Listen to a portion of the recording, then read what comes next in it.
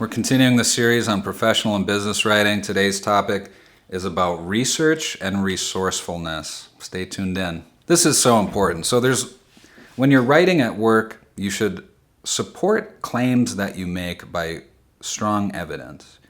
And it should pass your own test of whether it's credible or not. You don't want to just find research that's good enough for the context. You want to find something that's really strong, that, it's credible, it's written by a credible author, or it comes from a credible organization.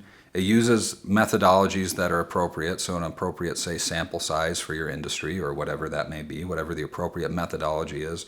And it should be something that's fairly recent, too. It shouldn't be more than, say, 5 or 10 years old. And, technology changes so quickly, that might even be too old. So you want to find the most recent, good, solid, credible research that you can. So it's like there's different sources of business data.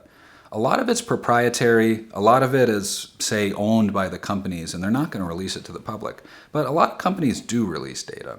And there are a lot of organizations that gather industry data to study different things. So there's definitely, you can access industry data, through, say, searching the web and finding reports and finding statistics, and that might be helpful. You probably have internal data that you can access. You might have to talk to a supervisor or talk to, someone to, maybe your data scientist. If you are a supervisor or director, you need someone to pull together data for you. It might not be digestible.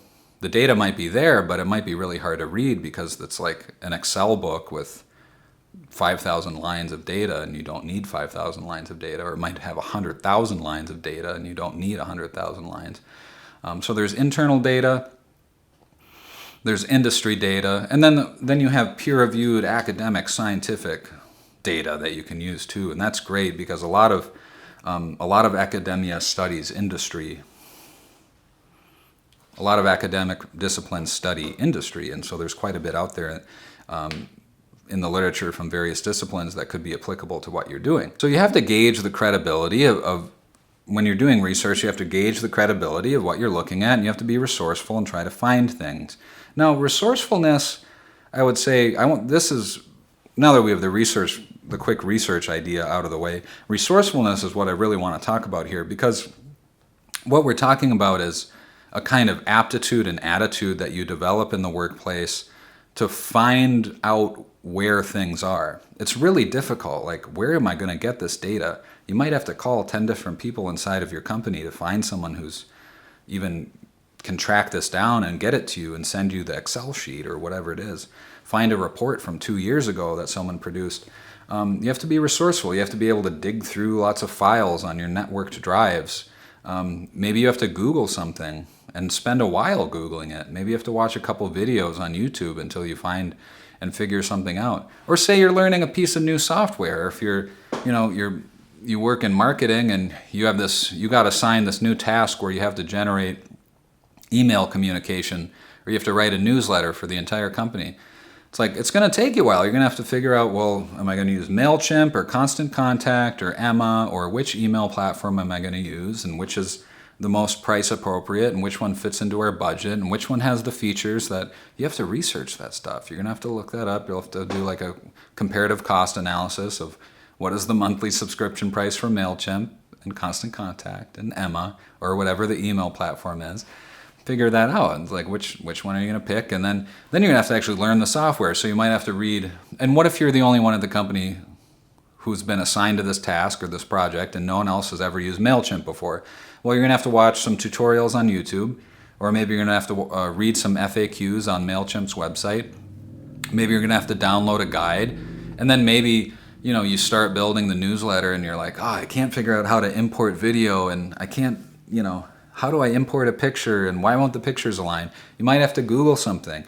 There's all these jokes about people who work there's all these jokes from people in IT who say that like 99% of the job is just knowing how to Google things. And there's some shred of truth to that, really. In any humor, there's usually a shred of truth.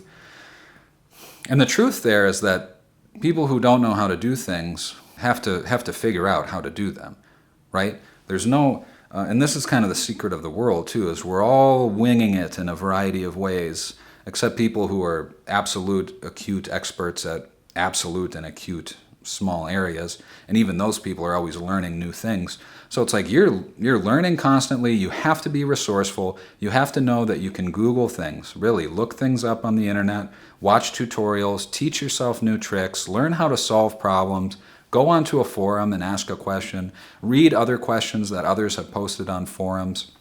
It's like this is true of software, or if you different job documents, press releases, if you're building a website, all these different kind of complex problems that you might be asked to solve, you're going to have to pool together. And there might not be a perfect article that shows you how to analyze data and create a specific sort of graph, right? It's probably out there on the internet because the internet is massive and wonderful, but it might be kind of a sloppy article and maybe it's not great, and so you might have to read 5 articles before you get the gist of it, and then you're gonna have to try it and experiment with it and see how it works, and maybe the program you're using isn't exactly as the same as the program that's referenced in the video or the article. So I call this resourcefulness. This is your ability to really understand what's being asked of you and to find solutions for it. I think it's a skill that I know a lot of employers are looking for when I talk to small and medium-sized business owners, and when we talk with our community input group at the university where I teach, it's like this: employers want people who are quick on their feet, who can solve problems on their own, and who don't need to be held by the hand, because that seems to be where people are turning to. They need a lot of help. They don't know how to help themselves, and this is a way you can do it. Use the power of the internet to research things and figure things out for yourself. You can figure out how to learn, as software as complex as any of the Adobe products you can do start getting the hang of it in a few days just by using online tutorials. There's so much education out there for you. Be resourceful. Google things when you don't know how to do them. Ask questions of your coworkers and your colleagues. Don't be afraid.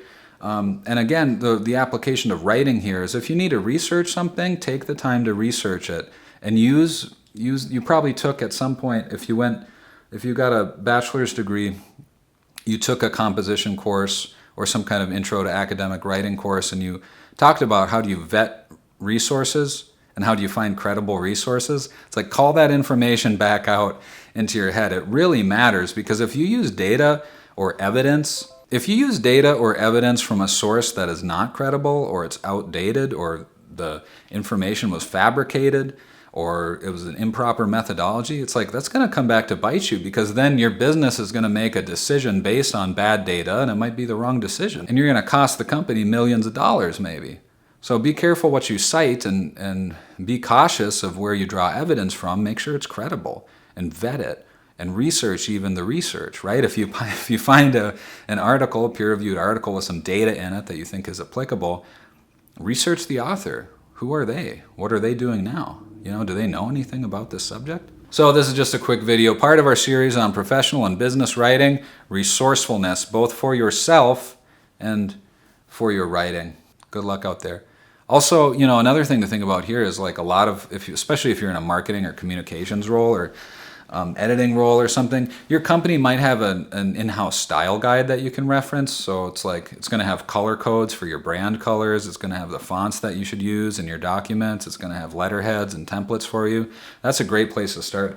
That's how you can be really productive and resourceful. If you're new in a marketing role, get a bunch of templates set up.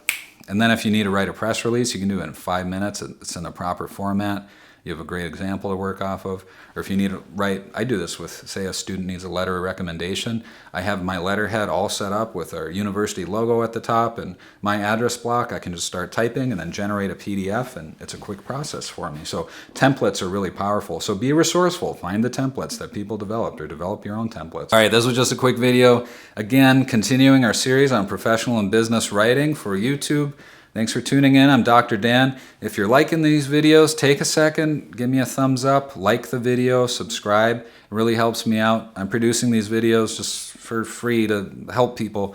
So at least for the moment, I might monetize them at some point if possible. But for now, I'm just doing this for the fun of it and to help other people out, trying to get some of the best things that I've learned out on the internet. I had a successful career in marketing and digital marketing, and now I'm an assistant professor. I've got a new book coming out next year on digital writing.